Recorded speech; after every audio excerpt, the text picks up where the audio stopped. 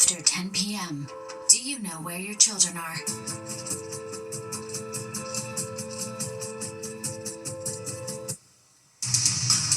Right now on the 10 o'clock news. Mayor Adams at the White House and meeting with President Trump as nearly 2,000 pages of court filings in his now dismissed federal corruption case are unsealed. And mass uncertainty over mass transit with exactly 1 week to go until a potential strike threatens to bring NJ Transit to a screeching halt. But first, the reality is this: I didn't do anything wrong.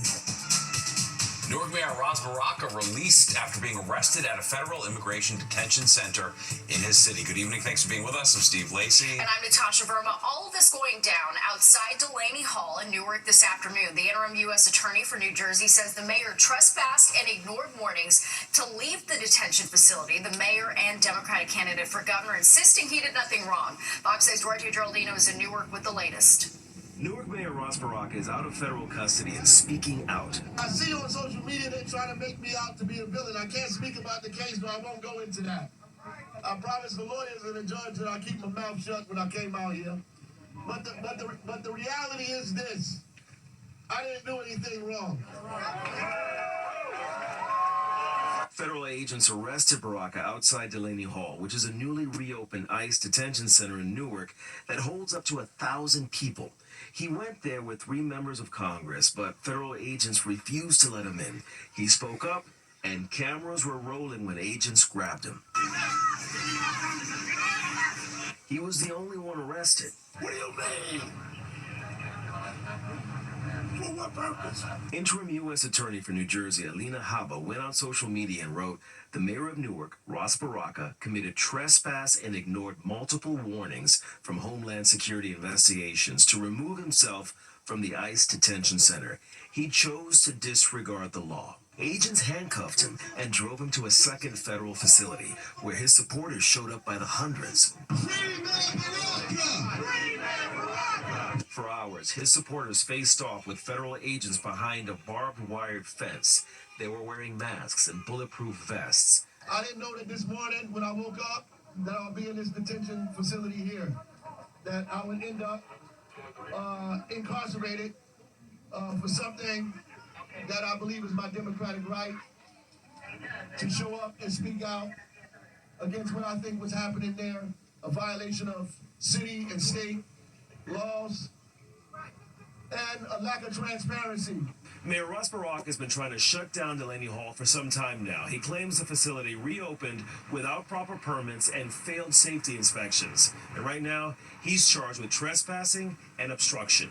In Newark, Duarte Geraldino, Fox 5 News.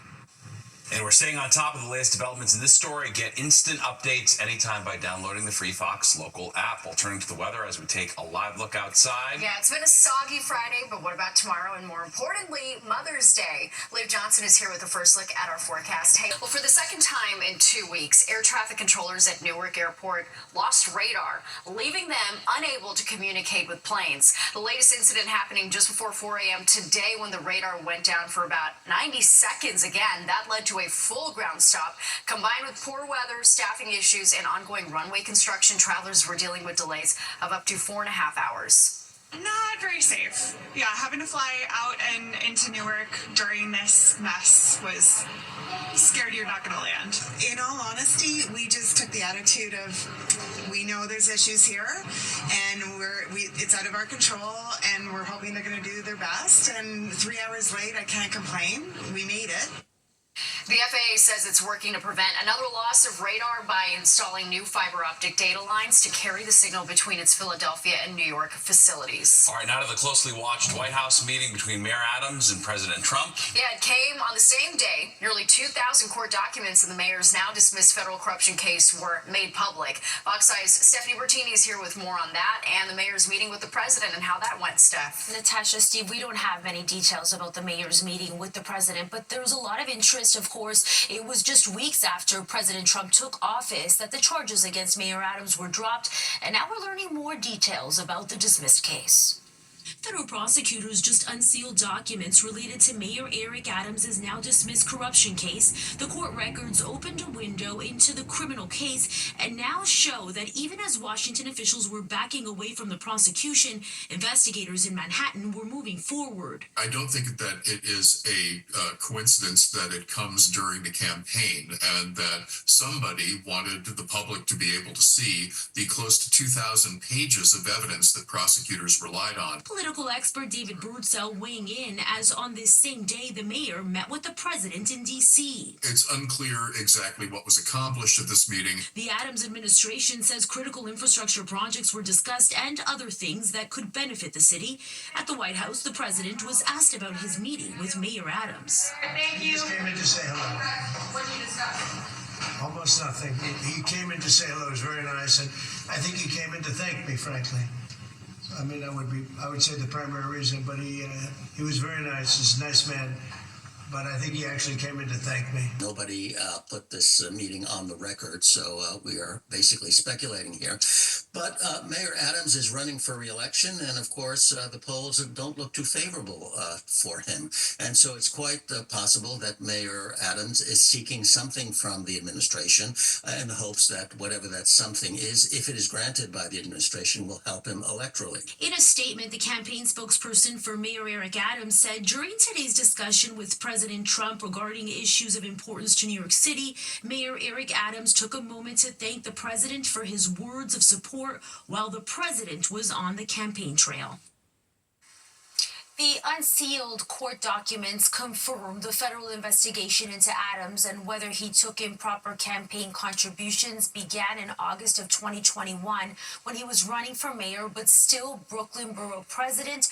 Adams, however, has repeatedly said he was prosecuted because much later, as mayor, he criticized the Biden administration's immigration policies. Back to you, Tim. All right, Steph, thank you so much. Well, developing news overseas, reports of explosions in the Indian-controlled Kashmir region. Pakistan says retaliatory strikes are underway after India fired missiles at their air bases. Most of the missiles were intercepted. It's the latest escalation in a conflict triggered by a gun massacre last month that India blames Pakistan for. Pakistan has denied its involvement. A federal judge has issued an emergency order requiring the Trump administration to pause its massive government layoffs. That order in response to a lawsuit filed by labor unions in cities last week.